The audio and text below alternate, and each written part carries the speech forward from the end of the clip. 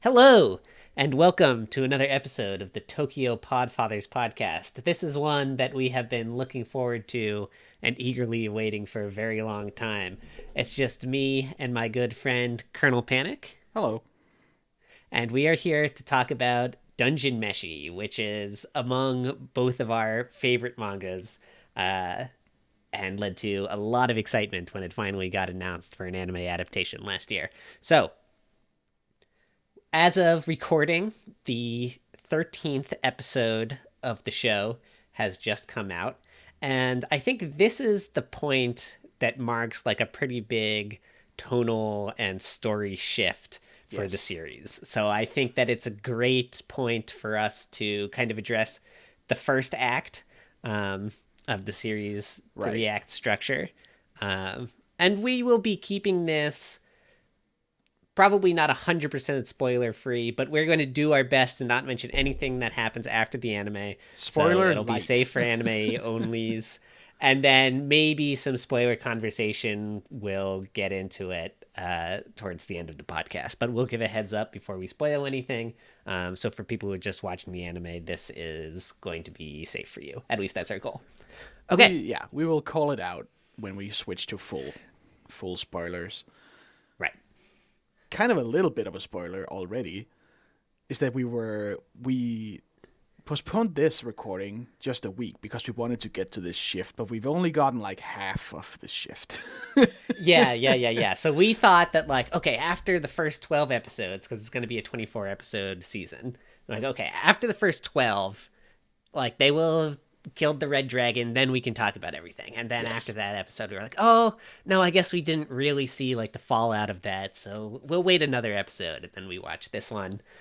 And there It's was not some of what we were talking about, but didn't get all the way to, like, the it's tonal like shift. Like, okay, almost there, but almost there. It's close enough. We'll talk about it. yeah. But I'm really excited for what's about to come Yeah, next. this is when the show takes a dip from like Monster of the Week dinner to like Eldritch Nightmare. I wouldn't really say that. I mean, Nah. there's still a lot of There's like still a lot of that, but dinner of the week stuff to come. it's gonna get weird. Yeah, and there we've started to see a little bit more of like the larger world plot come in already. A couple episodes Yeah. ago, when the like old gnome researcher guy was having a conversation with the island's governor, and they were talking about like, oh, the politics with the elves and the dwarves who both like claim that the dungeon is their territory and stuff like that. So Yes. that is going to become a bigger aspect of And the show like going mentions forward. of Marcel researching forbidden magic, like wanting to learn like the immortality spell that Yep.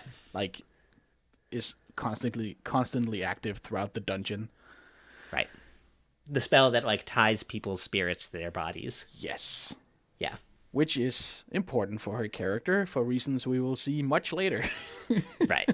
Okay. So before we get too ahead of ourselves, let's just jump back to, you know, the beginning and some more general topics. And as someone who has been a big fan of the manga, just overall, what do you think of this adaptation? I've been loving it. It hits all the funny points in like just the right way. I think Trigger was an excellent choice for studio to adapt it. For the longest time, we had been talking about getting Doga Kobo to do the first half. Yeah. Just because The it's joke we always made is like Doga Kobo for everything up to the Red Dragon, and then UFO table for everything after yeah, that. because Doga Kobo does like this soft, like more fun style, but Trigger can also do both a little bit. Like not the I think when it was first announced that it was Trigger, that was pretty surprising to a Yeah, lot of same. people. because it's not a Trigger style show. There's no aliens. There's no robots. Yeah. Yeah, I They can promise there will be no aliens at the end of this one. they still managed to find a way to do the whatever it's called, that pose that mechs do with the gun. You know the funny Not perspective. not the Gynax pose. Is that what it is? Like when they hold a gun at the hip and it's like all fisheye.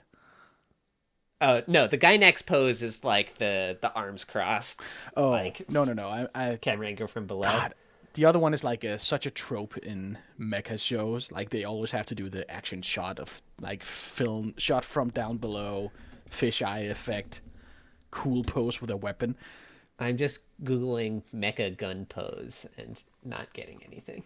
Really? When do they do it in the show? What do you? But they do it with a sword instead. Oh yeah. Oh okay. I know the pose you're talking about. Yeah. Yes. Yes. Yes. So they find the way to do their triggerisms. Like some episodes are much more obviously trigger than others. Mm-hmm. Like Chill Chuck will just look like a maniac. Uh-huh. Yeah. I thought the episodes where they're fighting the Undine were very like trigger action. Yes. Yeah. But they've been doing a great job. Like the voice actors are doing a fantastic job too. I think everybody sounds just right. Marcel has like the perfect level of hysterical panic to everything she says. I assume you're watching in Japanese, right? Yes. Yeah. So but I have also heard the English and German dubs of Marcel being equally yeah, I heard frantic. the German Marcel was really good. She's awesome. I have not actually watched any of that myself. I've heard the English dub is really good too, and I want to check that one out. Purely for Sungwon Cho as Senshi. Yeah, I think same. that's really fun casting. I'll probably do the dub in a rewatch. Yeah. Because then I don't have to pay fully attention and read every line. I could just listen. Mm-hmm. I think that there were a couple of like the first couple episodes I felt like weren't totally 100% up to snuff with like where I wanted them to be in my heart. I felt like it took a little bit for them to kind of get their stride with it, especially in terms of the comedic timing. Yeah. The place where that stood out with me the most was the Mandrakes. Yeah. Yeah, I just remember very distinctly that the thing that made me like fall in love with the series the first time that I was like, yes, this is so good, with is the the dog? bit where Marcel is like, yeah, the dog. Marcel is like trying to prove that, you know, she can be useful and like they can use the normal way to harvest the mandrakes. And she's explaining the bit about like, oh, you tie a rope to a dog and then have the dog pull it out. And then what happens to the dog? Oh, dies. it dies. The dog dies. Yeah. I think it was something about the paneling in that sequence I thought was perfect. It was so funny. And that line, like, in the show, I don't know, didn't hit that much. Like, they didn't linger on it. So I was kind of disappointed by that. But, I don't know, at some point, not far into the show, I stopped noticing things that I was like, oh, they could have done this better, and just was enjoying it thoroughly all the way throughout. Yeah. So I have no criticism on that. I think that the humor picks up. It's wonderful. I think the funniest thing that they do is the like shitty horn sound effect whenever they present a dish. Ba-da, ba-da, ba-da. It's so it's underwhelming. It's very like Monster Hunter. When you cook a dish, there's always like a sound when it's presented. It's like, here it is, the thing of the thing you ordered. It's similar to the Monster Hunter food sound, but it's a little shittier. Yeah, it's it's not quite as bombastic. It's just like, it really conveys like, here's dinner. It really conveys how scuffed they are in this situation. It's just awesome. I don't remember exactly when I picked up the manga. I think it was around this part of it. But at the time, I was just playing a lot of Dungeons and Dragons, and I'm almost 100% certain that I saw a screenshot of Marcel's, one of her many faces on r/manga, and I was just like, yes, this. Yeah. I need to read this. And then it hits all the right notes of someone who plays a lot of D&D. Like right. It's so like it's so detailed. It's very thorough in the way everything works in the dungeon, like down to showing like a cross section of a wall and how a spike trap works and why it would be how it would be activated from somewhere else. Right. I think that's another one of the things that's like really fun and unique about it is that it's a fantasy that really feels like It's thought about. Like it's yeah. Well, everything. a bunch of things. Like it's very well thought out. Like in terms of, you can tell the author has put a lot of thought into like Oh how a yes, dungeon ecosystem would actually work, and yes. things like, oh, the living armor is actually like a mollusk that Yes, it's like a clam, but rather than shell, it uses like a suit of armor to protect its soft body. a double Um, layered suit of armor. right, stuff like that. Like You got there's the another monster coin that'll be coming bugs. up. Yeah, the coin mimics that are like bugs. Um, Coin bugs who hatch inside mimics and eat it from the inside out, and then there's a chest full of coin bugs who then hatch on to adventurers and kill them. It's right, like and like there's a doppelgangers. This hasn't come up in the show yet, but it's just a small thing, so I'll say it, and you can skip ahead 10 seconds if you don't want to hear anything. Like doppelgangers are a kind of cephalopod that, like, rather than octopus can just change the color of their skin, doppelgangers can like change the color and texture to look like people. yeah. I forgot. Did they get to the? I even forget if it's a unicorn or a bicorn. There is like a horse creature they have to tame at some point. The only horse creature we've seen in the show so far That's the is the kelpie, right? kelpie. Yeah. Yeah, right. So there's a okay. So that's something to look forward to. that, Yep, that that's a that good one too. that's a great Marcel Chilchuk moment. uh-huh. Um, and like you said, the feeling of like reality to D&D is also fantastic. It hits so much of the trope space of not just a fantasy show, but like a fantasy role playing game. Hmm. Like with the resurrection magic and everything, which is then tied into the lore because of like the spell in the dungeon that ties people's souls to their bodies. But Yes. the idea that's like, yep, we're going down, we're exploring the dungeon, very D&D. Oh, and then like we walked into a trap and we died, but that's fine. We can like resurrect our party members and keep going. We can either resurrect ourselves or parties of corpse retrievers come and pick people up to make money from saving your life.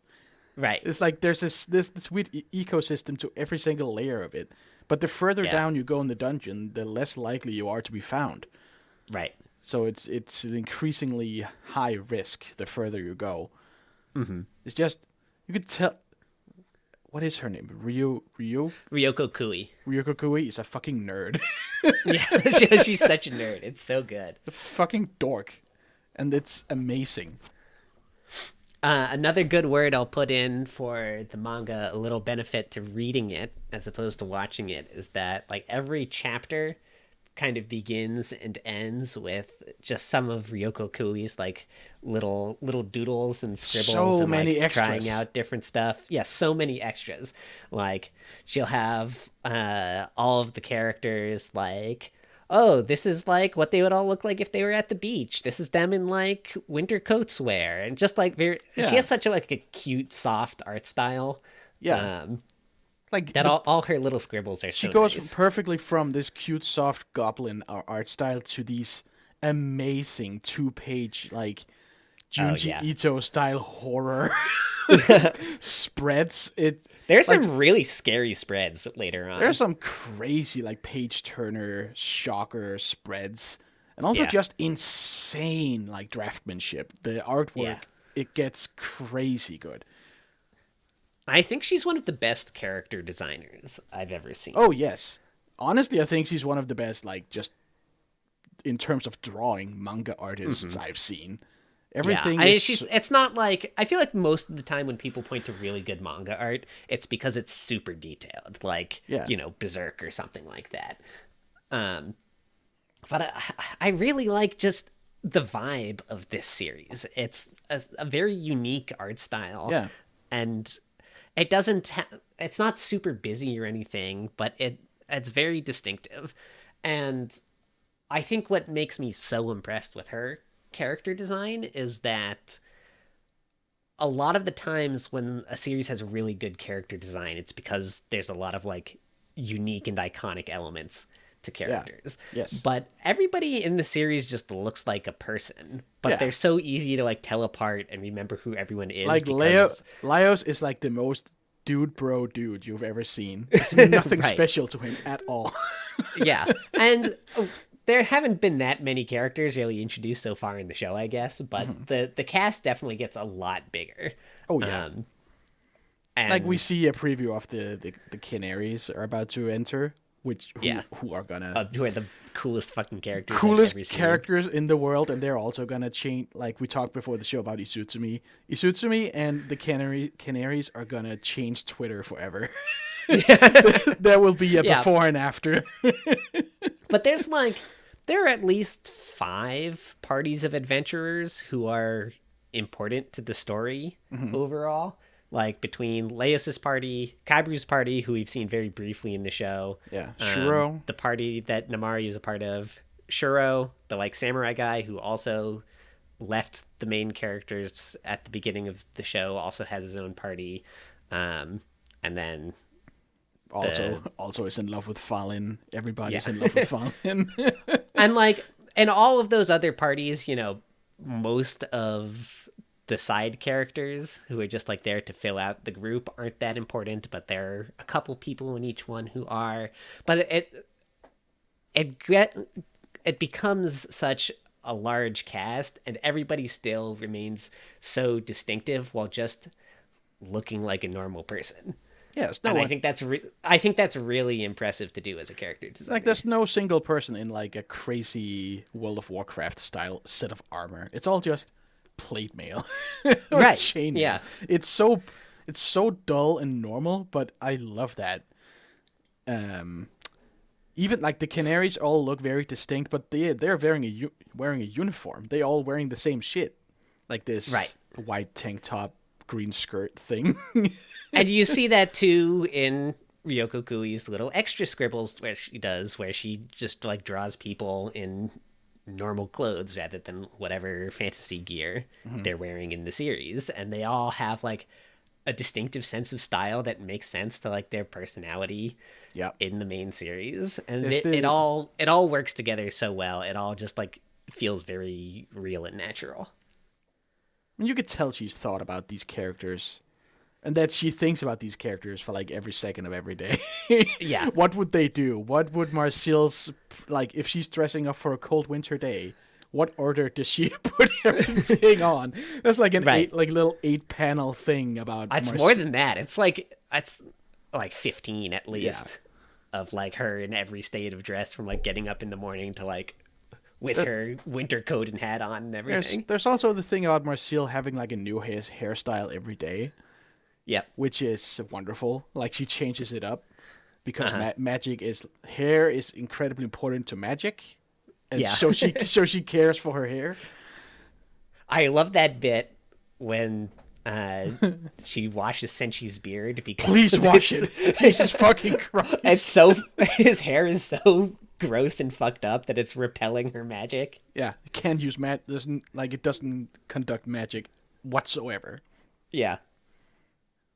Yeah, that's great. And Senshi doesn't trust magic because I don't really remember why.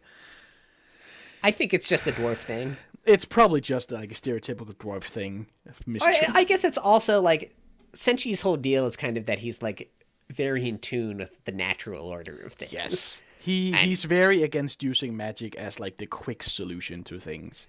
Yeah. So his solution was to call a Kelpie foolishly because a Kelpie just wants to kill you. Right. There's a bit that they cut from the anime that's very early on where there's like another party of low-level adventurers who they have to rescue from some monster. And then they're asking the main party like, oh my god, like how did you guys become so strong? Like what can we do to become stronger? And so she's like, here it is. 3 tips.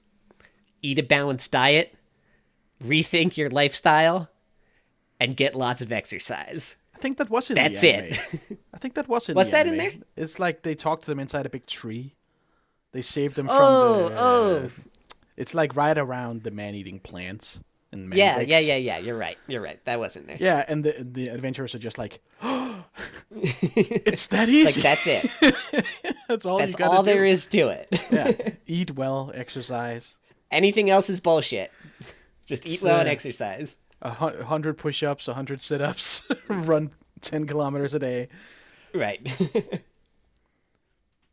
But yeah, speaking of like the adaptation as a whole, I feel like a lot of the manga has a way of showing the party being extremely tired, haggard, like worn out.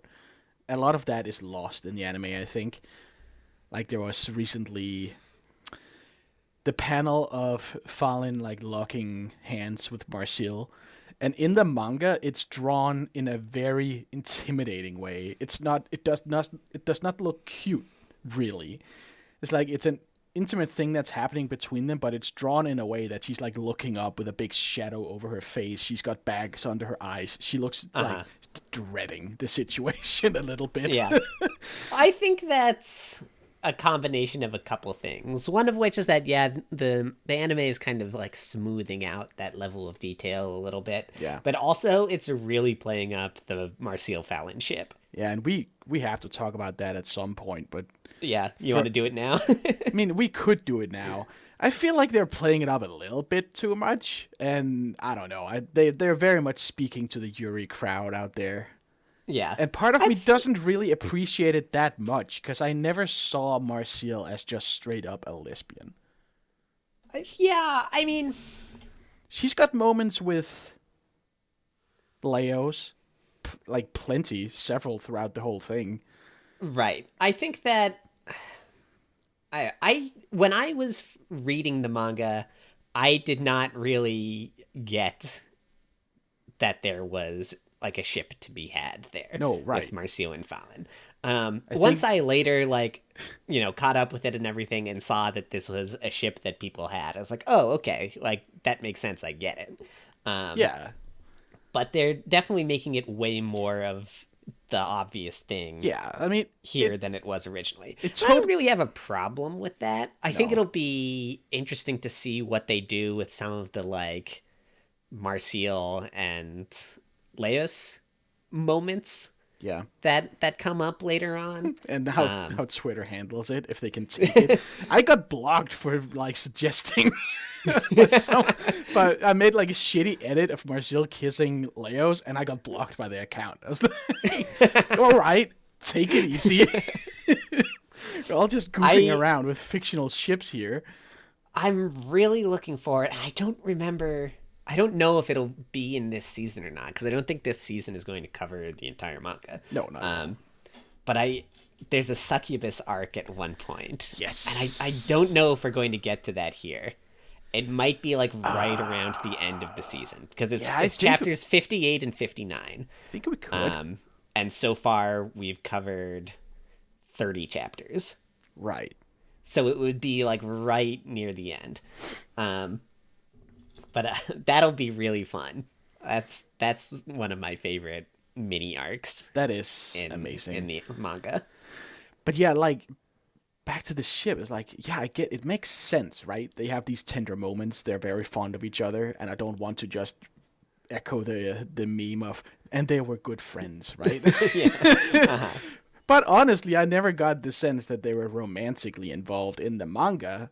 I just thought they were good friends. Well, I think part of I think part of it challenging about the ship is that we only ever see it from Marcial's perspective, because Fallen is like that's true. Not really a character for the vast majority of the series. I think I also had it in my brain that Fallen was straight from the beginning, because we know Shuro is like way into her. I thought they kind of had a thing going.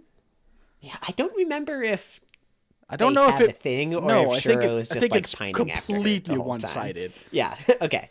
Yeah, I think that it's only ever completely one-sided. But doesn't he propose to her? I don't remember. I don't remember if he did propose or if like he was going to Going propose to the next time propose. they got back to the surface. Yeah. I Yeah. I don't know. I kind of see Fallen as like an an aromantic being. She's pure, just Yeah, right. she is a flower. Yeah. She is a happy seal, just smiling and going along with everything. I do really like the small amount of characterization that Fallen has though, like and because her presentation is very much like the happy smiling flower, like very soft. Yes. But then whenever you see that like she's also like constantly tormented by the specters of the dead, Oh yeah, she sees ghosts right. at all times. It adds a very different perspective to why she's like that. Yeah. Who is your favorite character, by the way? Are you a straight up Mercial head? No, I think my favorite character after the whole thing is probably Laios. Laios is my favorite. I love him so much. He's a complex character while presenting himself as a complete dumbass. Yeah. Like he's a strong leader, he's a good brother. He thinks of everyone before himself. Like they have that moment where he's got his leg bitten off, and the first thing he does is, "Where's Fallen? Oh wait, I should help the others." And then the third thing is, "Oh, I'm bleeding out." It's Yeah, like right. he tries to get like they cut it from the show, but in the manga he like tries to get up, supporting himself on his missing leg, and he falls down.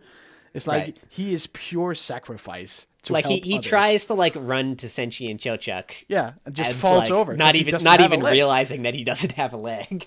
Yeah. Yeah. He will go through hell for his friends and his family. I love him so much. Right. But I think that those are all like very bog standard like protagonist traits, but what makes Les yeah. really stand out is that like underneath everything, he's a huge nerd. He is a fucking nerd. He's A just like massive his nerd. primary character trait is that he's a fucking dork. Yeah. He's the biggest dork. Like it's kind of hilarious how at the first chance he gets is like, we have to eat monsters. Jesse, Right. we have to cook the monsters. And he has like he persuades everybody that they have to do this, and then once everybody's on board, he like breaks out the like break out monster cookbook that he's his been monster carrying around with cookbook him. and his own notes on everything. He's like, I was ready for this moment. Yeah, I Yeah, was like, oh, because- this isn't just necessity. You've been waiting for an excuse to do this. Yeah. Well, it's like, sure, those things are like bog standard protagonist traits, but I don't know. It comes off differently with him. Maybe it's because I've read the whole thing and I know what's like beneath it. Well, But- I think it's because there's, a motivation to it. That's not just he's trying to protect everybody. Yeah. He's here for a reason, and that reason is because he wants to eat monsters. And everything Yes. else that he does is like an extension of that. But he's there because he wants to save his sister. Well, sure, but he Which is came to the also island a- in the first place because he just Yes. thinks monsters are so cool.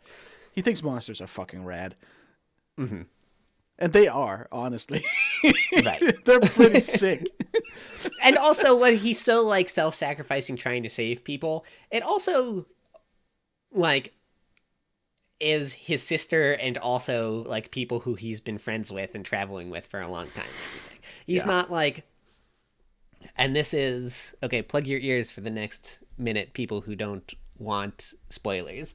But in the last arc when he's talking to the winged lion, and he's trying to say like, oh, like the wish for a peaceful world, and the lion is like, okay, but that's bullshit. Like, we both know you don't really care about people.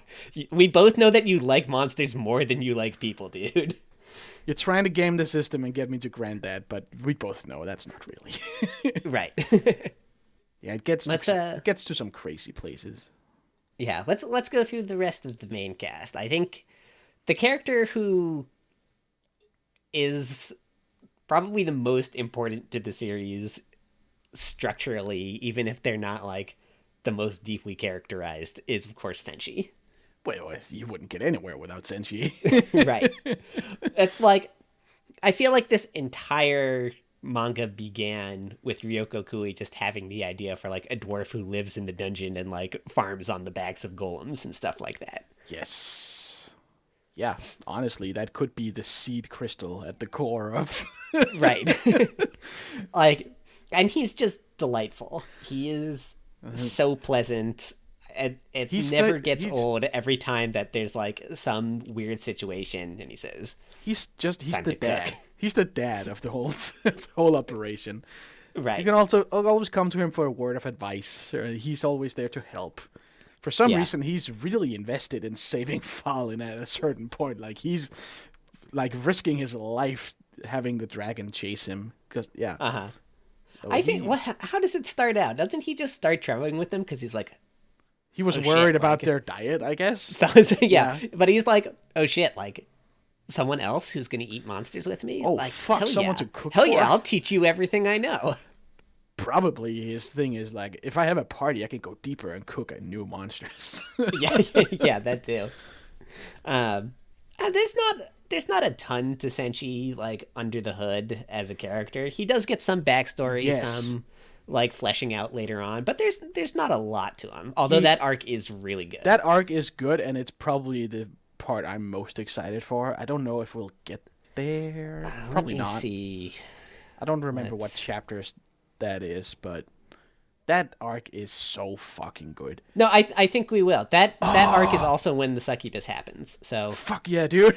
If I'm recalling correctly, the Dwarf City Ruins arc.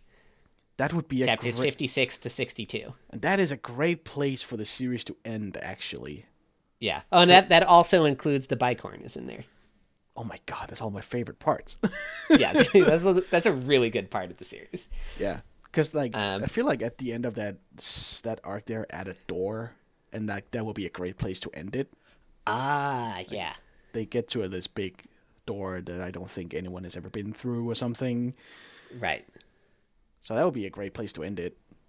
Man, right. Totally. God, that arc is gonna fuck me up. I know. It's gonna be. So I've been watching weekly with my partner who like hasn't read the manga or anything, and she loves Senshi, like by far her favorite character. So, I mean, he's so jovial and he's easy to love. He's so cute, and like big round he's one of those eyes. characters where the fact that he's so unexpressive makes him very expressive. Yes. You know what I mean? Also, just like he always has the same look on his face. Yeah, and then you see him in the aforementioned extras in the manga, and he's just like the most handsome man you've ever seen. Oh yeah, the bimbofication of Senshi is definitely a real thing. Like when he starts out as like hair in a ponytail, he's just like, god damn. Yeah, he starts out as this like squart, like dirty dwarf, like, and then he gets steadily more handsome over the course of the series. I think he won. There was some big poll somewhere. Who's the most attractive character? And it was like Gojo Satoru from Jujutsu Kaisen and Senshi. And Senshi won by like 70%. It's like, yes. Nature's healing. Like, part of that is obviously people meme voting, but also he's like a very masculine sort of attractive, he's very masculine, and he can cook. Like, I mean, what more do you want? Yeah. He knows how to garden. He's perfect the man. ultimate guy wife. Gojo could not cook shit if he tried. Absolutely true. Okay, how about... It's hard to talk about Marcial without getting into spoilers. Yes.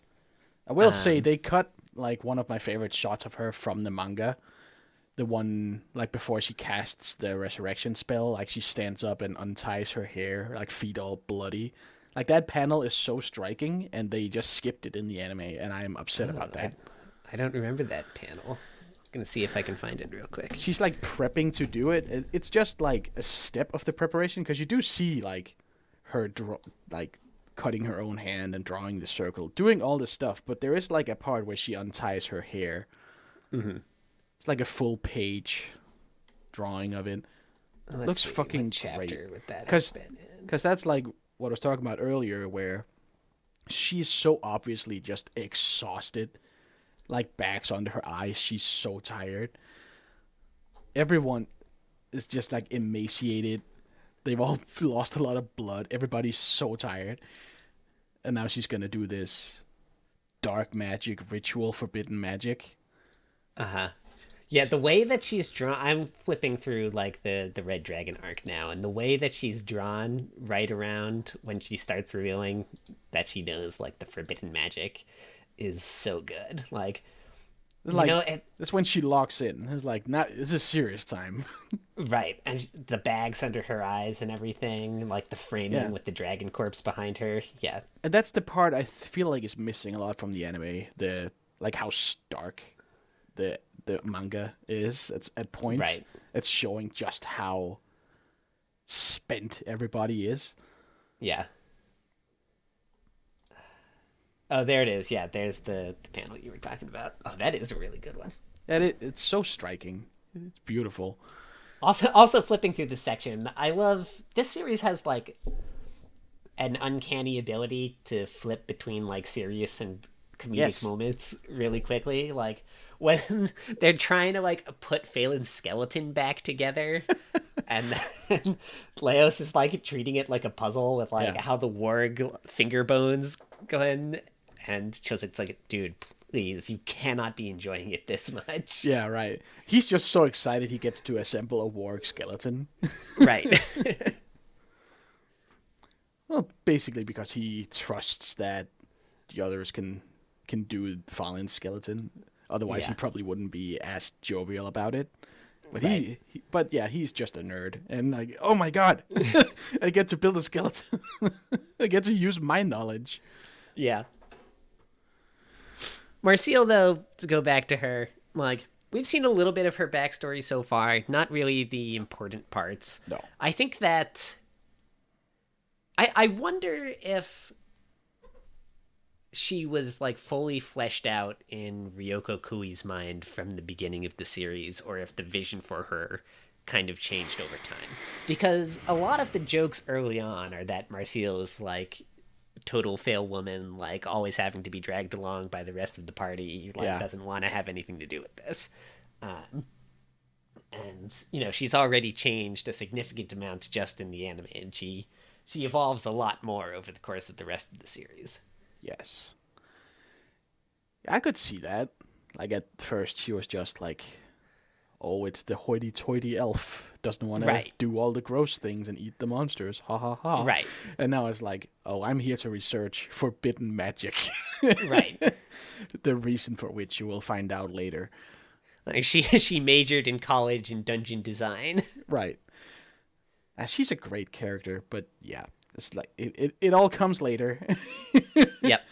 I wonder how much of that we will get. I feel like they must address that at some point before the yeah, I don't really remember when the rest of her backstory comes in, but I'm sure we'll get more of it in this season.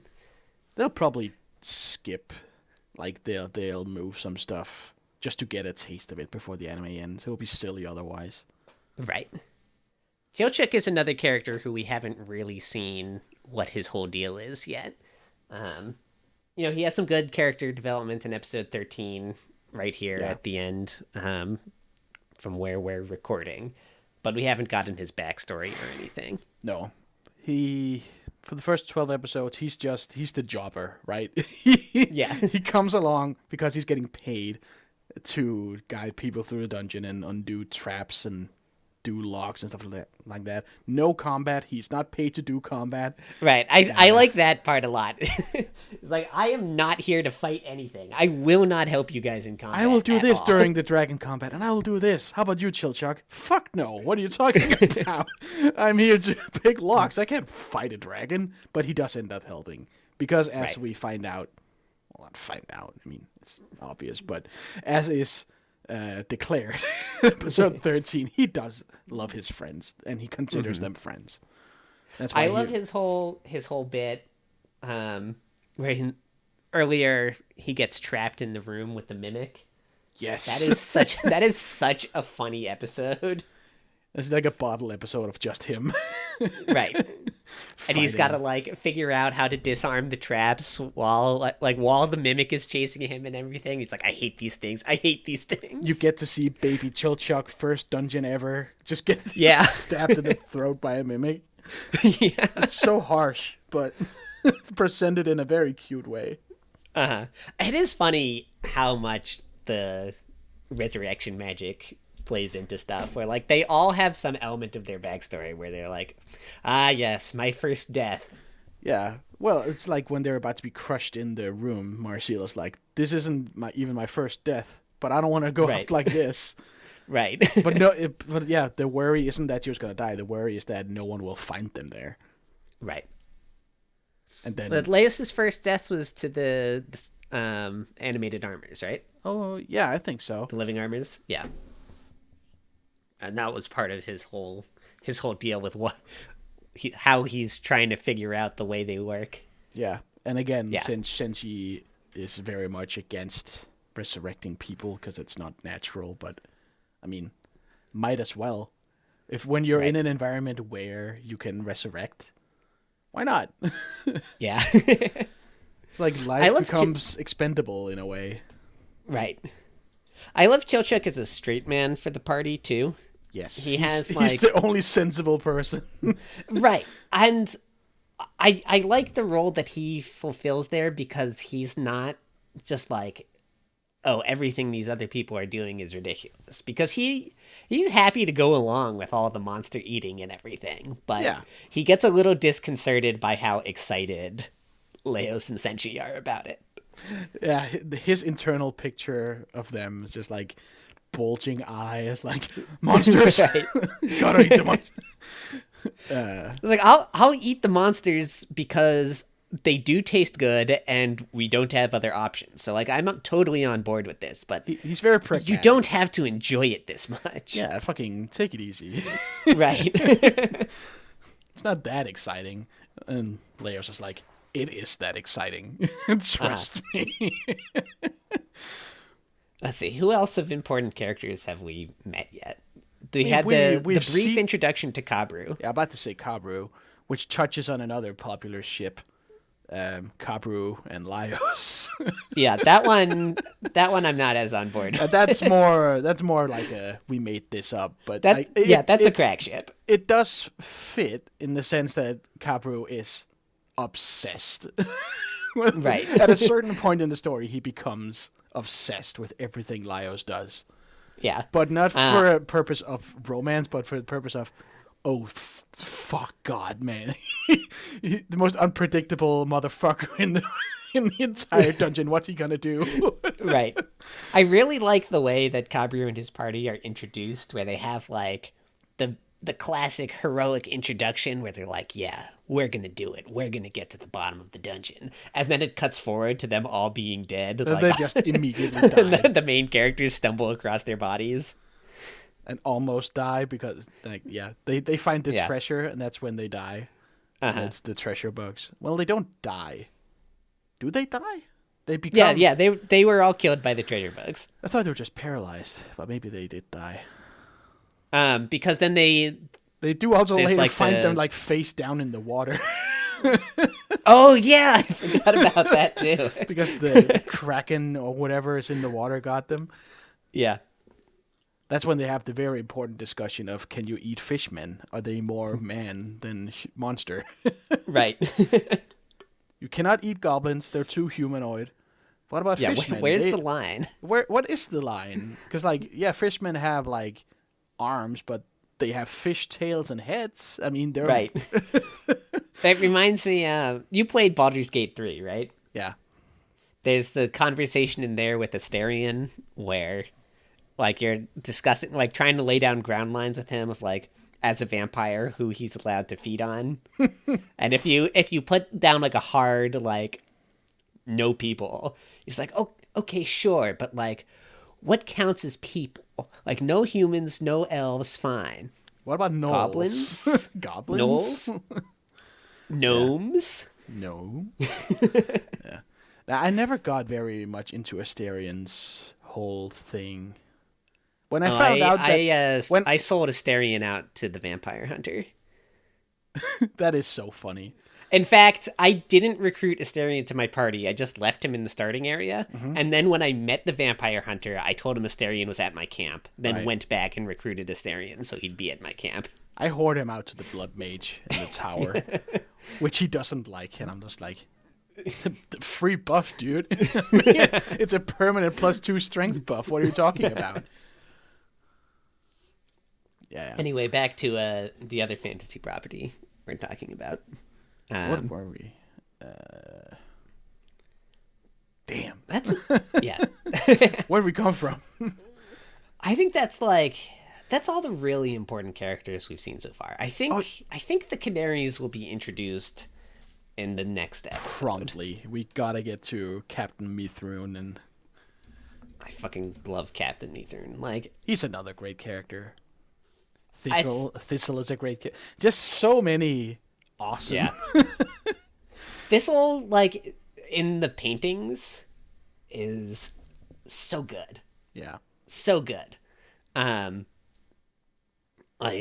the whole thing of him like noticing Leos showing up in each painting throughout time is like such a good like meta magic touch. And then to recognize him again, like from the events of the paintings when they run into him in real life in this most recent episode, mwah, It's so that's good. weird because it kind of implies that each painting is like a freeze frame of that time, but it's actually canonically what happened in there. And it's he meets three like Leos different actually like went back in time and met Thistle, and now Thistle remembers him, even though that was like hundreds of years ago. right. That is a funky way of having magic paintings. Uh-huh. And on the Mithrin front, I think that he's a really fun character because he's so not comedic. He's like, very straight. He's like such a straight man that, but he doesn't even like react to the ridiculous stuff. No, he's just around him. business. He's so out of place in a comedy series that that becomes funny, even though he's like never really involved in jokes. Well, because he's got people like Kabru around him to direct his focus. Right. And that becomes funny. Like trying to manage Mithroon is a task. Right. He's also got the wackiest magic of yeah, I was gonna say his combat skill set is busted. Yeah, It's nutty. so rad. Yeah, like it's cool how. Oh, and we didn't even address that this is an isekai now, thanks to IGN. I heard there was some controversy about this, but This is my new favorite look into isekai. But I was about to say, like, it's so nice and refreshing to see a show like this and Frieren airing at the same time. Yeah, just like classic fantasy. With classic fantasy, where magical combat isn't determined in terms of like level power. It's like it's about outsmarting the opponent with the tools you have. It doesn't matter how long you've been a mage. It matters, can you fire a spell faster than them? And even with how much obvious influence from like D&D and other like tabletop role-playing games there are on Dungeon Meshi, none of it is like gamified in world. They don't talk about like character levels or spell levels or power levels. Yeah. Or anything like that. The closest is they come to that is just like Marcille has to replenish her mana every once in a while. Yeah, mana is a resource, but I mean that makes sense. Magic doesn't just, but the way they do that is nice, showing that like you regenerate mana by ingesting food and water because it has spirits in it. So what happens if you drink an Undyne? Right. That thing is chock full of spirits, chock a block. It's really impressive how they managed to keep coming up with new like situations that provide an excuse for them to have to eat a monster. And drink a monster, yeah. Like because, making like, Undyne soup. You know, there are pretty regular ones where they're just like, oh, we're hungry and we're out of supplies. We need to hunt another monster to keep eating. But there are Yeah. also so frequently things where, like, this monster has this really weird, unique property. And the best way to exploit that is to eat it Yes. in order to deal with, like, whatever hyper specific situation we're doing right now. And how, like, by the end of everything is like the act of having dinner is what ties it all together. It's beautiful. It's like poetry. So it rhymes. All right, we're coming up, closing in on an hour here. Is there anything else you want to add about the anime or anything you want to say about the manga before we go? We could have a little bit of a full on spoiler time. Full on spoiler time. I am so excited for like whatever is coming up. Like the whole yeah, we're just going spoilers now. Okay, all in. This Senshi Griffin almost like is it or isn't it cannibalism arc. It's Uh-huh. that shit hits different because like until that part of the manga, Senshi's just been this happy little fella, and now we find like the one thing he's horribly scared of, and then Right. discovering if he did or did not in fact eat his companions. Right. It's so dark. It's like it comes out of nowhere too, because like even as the series gets a little bit darker over time and like And it deals does with some get of the dark. creepy elements and the demon and everything, like it always remains pretty lighthearted despite, you know, some of the darker moments. But this one really, it's one of the earliest ones that's really dark, and to do it with Senshi, who's like the most pleasant, happy-go-lucky character imaginable, is a real gut punch. Yeah. Because you want what's best for him at all times. He's so nice. Right. Like the party dad. Yeah. It hit different. We're not going to get to the last arc in this season, almost certainly, but No. we will start seeing the Winged Lion, which I'm really excited for. I think the Winged Lion is such a good antagonist. You know, and it the way- really sells the like manipulative, charming aspect of a villain. Yes. Like we've already seen hints of like stuff we know now as readers. Like you see the eye, Right. Sun Thistle, you see the book with the winged lion engraved on it. Yeah, I L- was uh, definitely noticing there's a armor? lot of like there's a lot just like strewn throughout the dungeon of like Winged Lion insignia on Yes. stuff. The boss armor was like winged lion themed. Oh yeah, yeah, yeah. It was like a lion head helmet, right, Yeah. with the wings. Like Yeah, it was Ornstein. yeah. It was Ornstein, but um, that's gonna be super cool.